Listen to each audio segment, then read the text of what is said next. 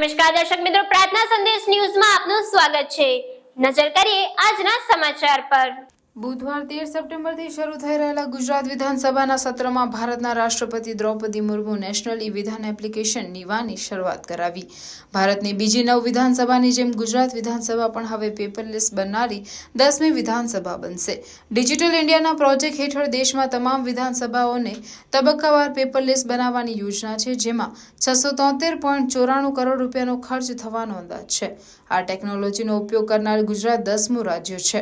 અગાઉ તેનો ઉપયોગ રાજસ્થાન, ઉત્તર પ્રદેશ, તમિલનાડુ, નાગાલેન્ડ, મિઝોરમ, મેઘાલય, હરિયાણા, ઓડિશા અને બિહાર રાજ્યમાં શરૂ થયો છે, જ્યારે પંજાબ, મણિપુર, ત્રિપુરા, પુડુચેરી વગેરે જેવા રાજ્યોમાં પણ આ ટેકનોલોજીનો ટૂંક સમયમાં ઉપયોગ શરૂ થશે। हम चंद्रयान मिशन 3 की सफलता का उत्सव मना रहे हैं, तो गुजरात के 1 वर्ष पूर्व भारतीय अंतरिक्ष कार्यक्रम के जनक माने जाने वाले डॉक्टर विक्रम साराभाई का स्मरण स्वतः ही हो जाए। श्री मोरारजी देसाई ने एक स्वतंत्रता सेनानी और बाद में भारत के प्रधानमंत्री के रूप में राष्ट्रीय स्तर पर महत्वपूर्ण भूमिका निभाई है। भारत के प्रधानमंत्री श्री नरेंद्र मोदी जी ने जन्म और कर्मभूमि गुजरात ही रही है, जिसके कुशल नेतृत्व में हमारा देश मजबूती से प्रगति पथ पर आगे बढ़ रही है। माननीय सदस्यगण, गुजरात अनेक मानकों पर देश के अग्रणी राज्यों में है। ये एक लीडिंग मैन्युफैक्चरिंग हब भी है और देश का सबसे बड़ा दूध उत्पादक राज्य भी है।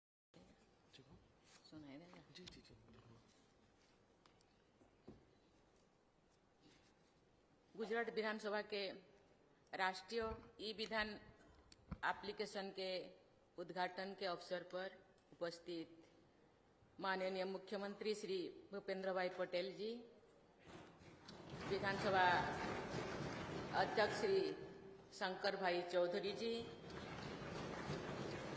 विधान एवं संसदीय कार्य मंत्री श्री ऋषिकेश पटेल जी, विधानसभा के उपाध्यक्ष श्री जेठाभाई भारवाड़ जी, उपस्थित सभी मंत्रीगण एवं विधायकगण, गणमान्य अतिथियों, देवियों और स्वजनों, गुजरात की इस पावन भूमि पर आना मेरे लिए सदैव एक सुखद अनुभूति होती है। मुझे इस बात की और भी अधिक प्रसन्नता है कि लोकतंत्र के इस मंदिर में मैं आपको संबोधित कर रही हूँ।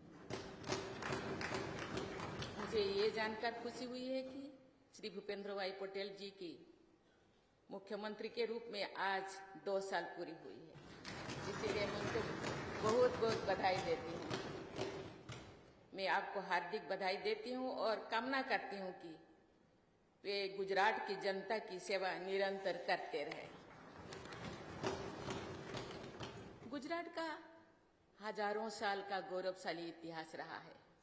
कर्मठ, प्रतिभाशाली और उद्यमी निवासियों के बल पर गुजरात का भविष्य भी अत्यंत उज्जवल है। सबसे विशेष बात यह है कि गुजरात ने हमेशा भारत और भारतवासियों के भविष्य के साथ अपने भविष्य को देखा है। प्रसिद्ध कवि उमाशंकर जोशी के शब्द में, हूँ गुज्जर भारतवासी, झुंको फल फल सहुजन, मंगल मन मारू उल्लासी, हूँ गुज्जर भारतवासी। ये कविता गुजरात की आत्मा की पुकार है। जब वर्ष 1960 में गुजरात राज्य की स्थापना हुई, उसके बाद से इस विधानसभा ने कई उतार चढ़ाव देखे हैं, लेकिन इसमें कोई संदेह नहीं है कि इस सदन ने हमेशा समाज के हित में कार्य किया है। समय समय पर इस विधानसभा ने अनेक सराहनीय कदम उठाए हैं। गुजरात पंचायत विधेयक 1961, गुजरात अनिवार्य प्राथमिक शिक्षा अधिनियम 1961 ने लोकल सेल्फ गवर्नमेंट और शिक्षा के क्षेत्र में प्रगतिशील व्यवस्था स्थापित की है। गुजरात विधानसभा द्वारा इंफ्रास्ट्रक्चर में निवेश और विकास के प्रोत्साहित करने के लिए गुजरात इंफ्रास्ट्रक्चर डेवलपमेंट एक्ट 1999 पारित किया गया है। पिछले 2 दशकों के दौरान भी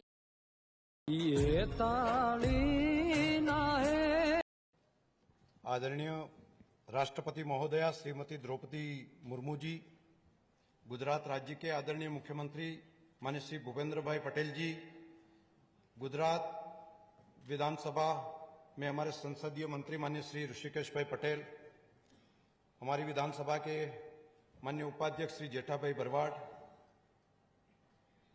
भारतीय जनता पार्टी के प्रदेश के अध्यक्ष और सांसद माननीय श्री CR पाटिल जी, कांग्रेस पार्टी के अध्यक्ष और सांसद माननीय श्री शक्ति सिंह भाई, यहाँ पर उपस्थित सभी संसदगण, सभी विधायकगण और गणमान्य सभी गुजरात के प्रजाजन भाइयों बहनों,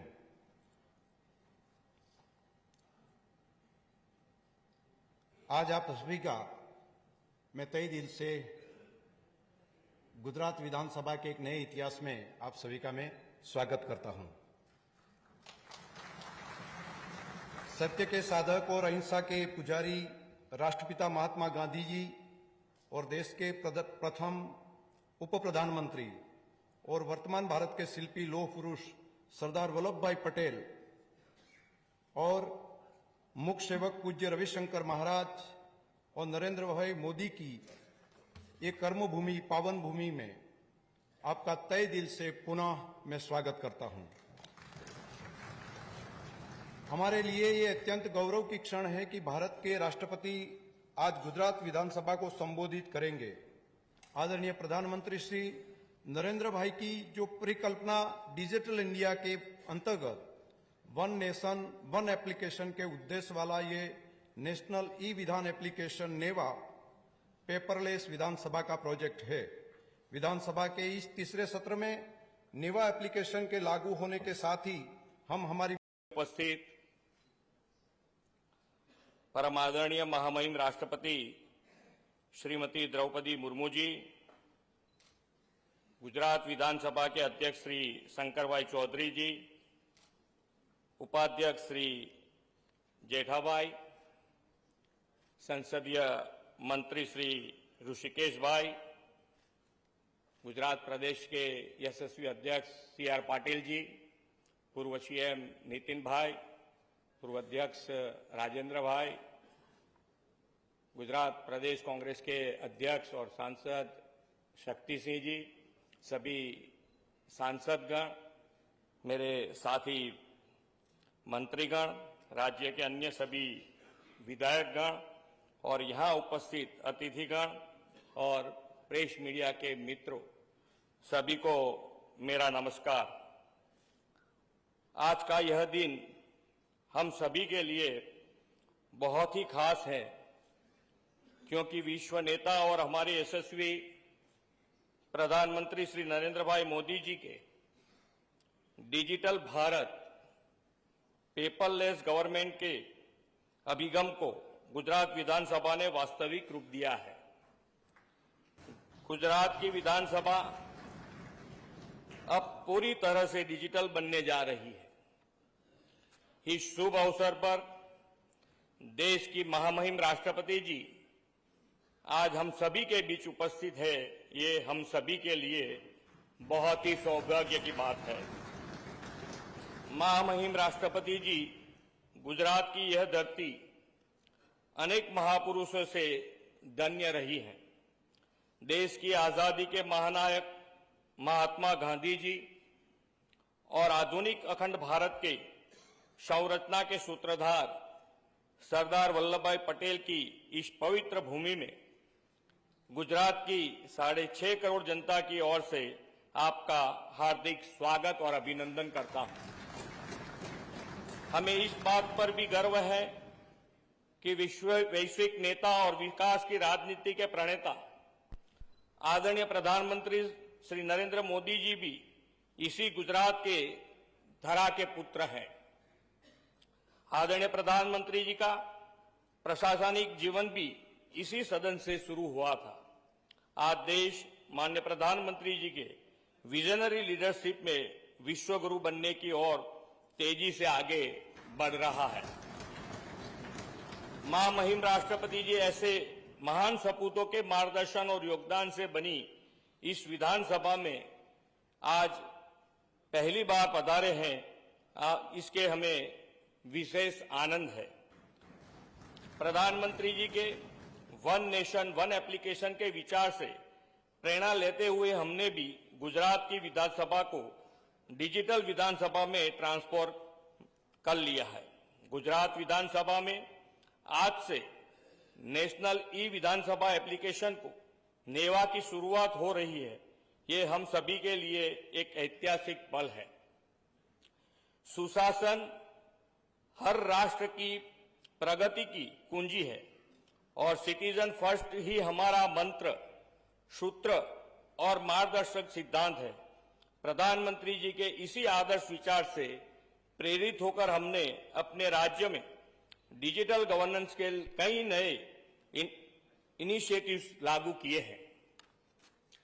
हमारी इन इनिशिएटिव्स ने राज्य सरकार की बेहतर कार्यकुशलता और जनता के कल्याण के प्रति प्रतिबद्धता और पारदर्शिता को बेहतर तरीके से सुनिश्चित किया है।